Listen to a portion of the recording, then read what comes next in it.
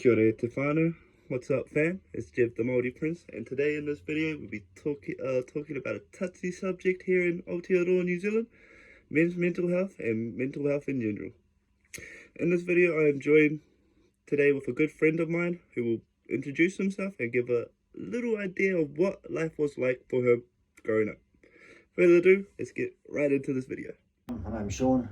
I guess my mental health would have started from a young age, around the ages of 10 to 12, when I started really experiencing the family violence from my parents, the neglect, the lack of ability to parent, being drug addicts as they were. What time was this around? I would have been about 10 years old, so about in the early 90s. Early 90s? Early 90s. I suffered from a lot of depression and isolate, and felt like I couldn't really fit in anywhere in my life or find friends.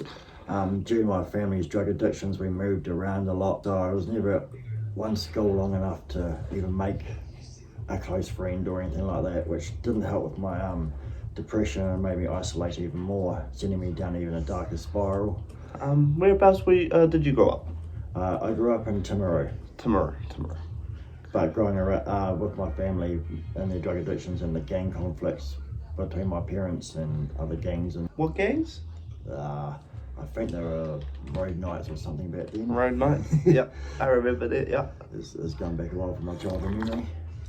And so, starting high school, and then I suffered, it really kicked in, not being able to make friends and connect with people, and I had no family support, so my depression grew even more, and by the time I hit about the age of 15, was the first time I attempted suicide. That was purely out of how much my depression had built up over the years, and not seeking help, not asking, not talking about it, just isolating and hibernating in my room and just not building that connection with people. At the age of 15, I tried to hang myself. Luckily for me, the rope snapped and I woke up in hospital. How did your parents respond to that? Or your caretakers at the time? My parents, so I was still living with my father. Well, apart from getting a beating for being a stupid cunt, pretty much told that I was worthless because I tried to take my own life and it was a selfish act.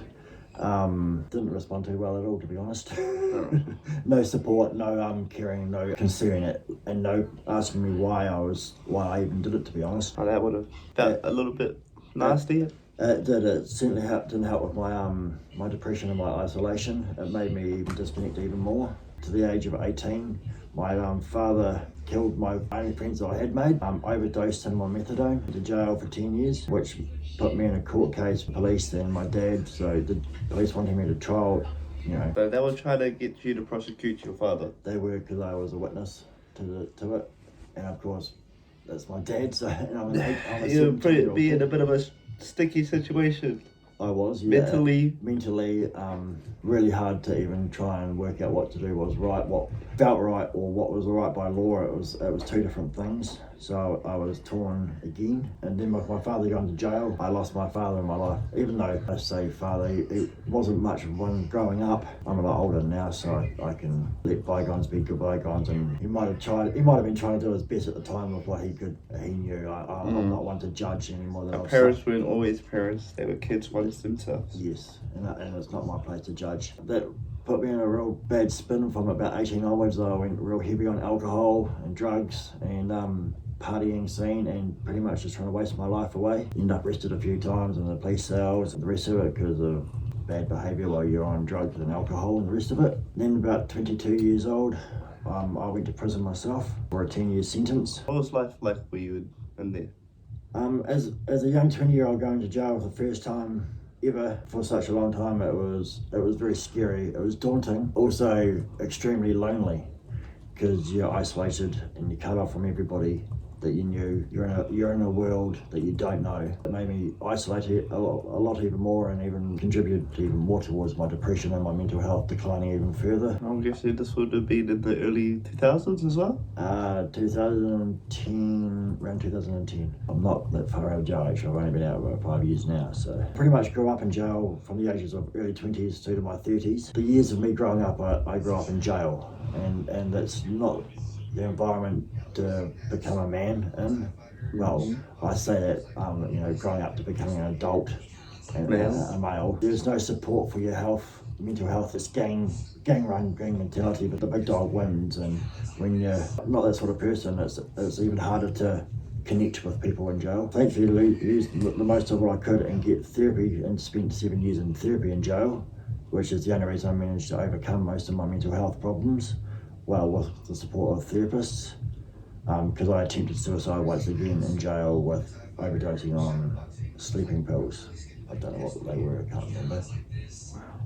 Which is the only reason I got help through the jail system, is because of attempting suicide for the second time. Getting released from jail, I was 35 years old, into a city that I knew no one. I'm not from Christchurch. I've never lived here. Not knowing anything, not having a driver's license, not having anything, made me isolate even more, even helped increase my depression that I had overcome in jail and brought it all back. And I didn't have the support of the therapist, which sent me down this spiral of drugs and alcohol again after release. They don't really give you a good system to rehabilitate? No, there is no support from once you're released. Not mental health wise, you've got all the government agencies otherwise, but nothing for your mental health or to adapt to electronic hand washers in your restrooms and things like that. I didn't even know how to make the hot water turn on when I got out, because it was, when I went to jail, it was taps.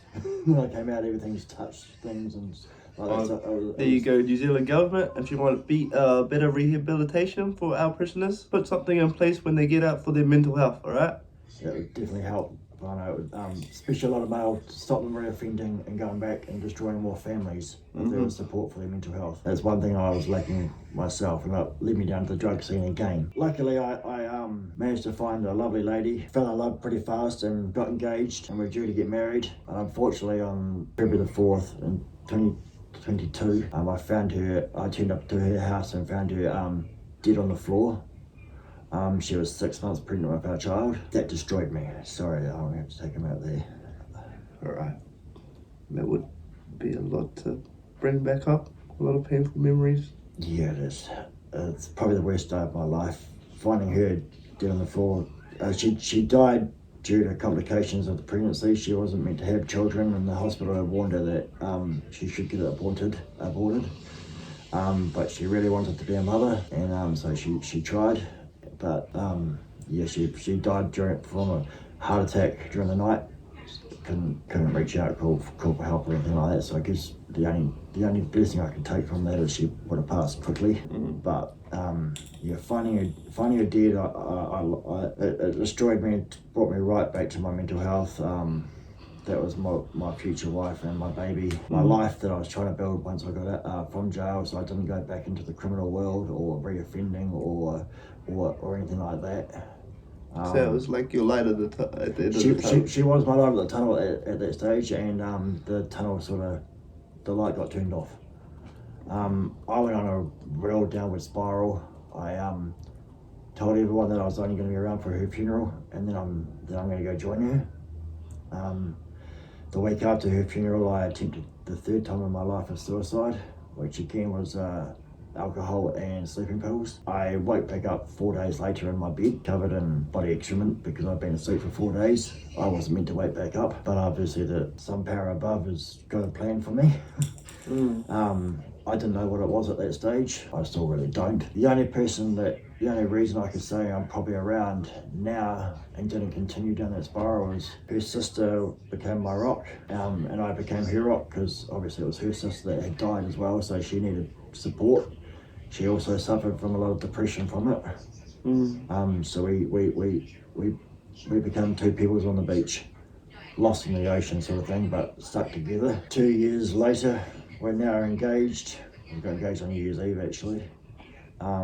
Due to get married probably next year. Second time in my life I know that I found love and support, and that whānau probably be the biggest thing for anyone that's suffering from mental health, is find that love and support, be it family, be it friends, be it a stranger that you can confide in, just so you can get that things off your chest, so you don't go down that road of seeing no light at the end of the tunnel. I've been there 3 times, and it's not a road you generally come back from. Yeah.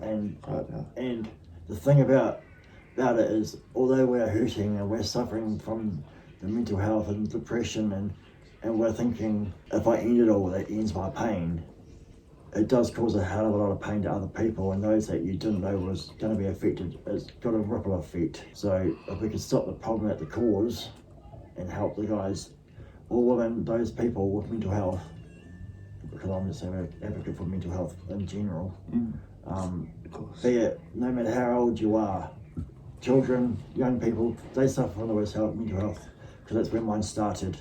And most adults will probably have it started from childhood trauma. Yeah. We just need that love and support and someone to talk to reach out, ask if they're okay, and don't just take "yeah, I'm okay" for an answer. Yes. So you would say, yeah, your mental health started when you were a kid? From not having from support and the beating from the family and that sort of thing. Yeah, right. I would have been about 8 to 10 years old. With that, do you think having the right guidance and the right parenting would have helped as well? Well, I don't know if anyone can say there's a right type of parenting, because everyone parents differently. But having love and support, yes, and affection, and knowing that there is someone that cares for you, then yeah, that makes a difference. Instead of coming home from intermediate to find your father with needles hanging out of his arm and drugs all over the floor, sort of thing there. Yeah. And you gotta try and find whatever you can in the cupboard to eat because you haven't had breakfast, lunch or dinner. You need the support, the love. The love and support. Yeah, definitely. And would you say that would be the biggest thing that's helped you with your mental health, is the love and support? Yep, I would.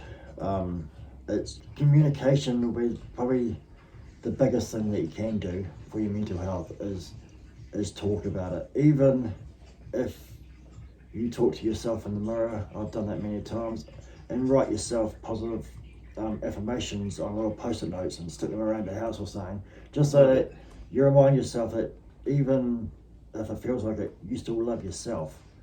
And that's you have to start by loving yourself before you can overcome it.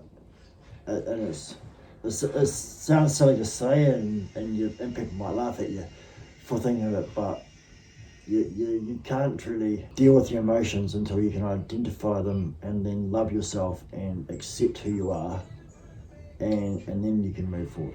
Forgiveness. You gotta forgive yourself. Yes, you gotta definitely. forgive all the people that have done wrong. Definitely forgiveness. Yes, you can't hold. You're holding grudges holds a cloud over you, doesn't it? And usually the biggest grudge we have against someone is towards us. Towards ourselves. Yep, it is so true.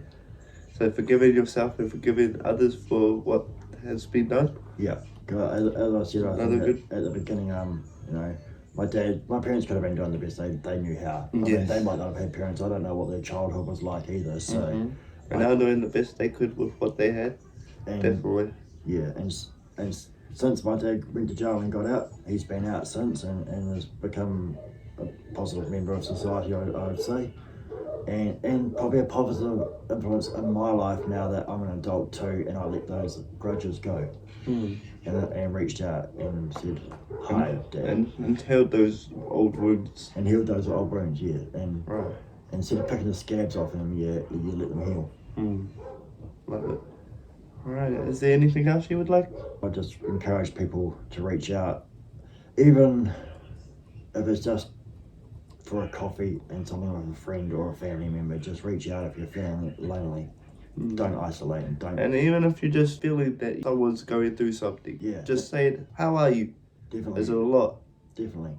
Be aware of those around you, and it's all about perspective taking, and just put yourself in their shoes, and you think, well, hang on, maybe I should ask this person what's up.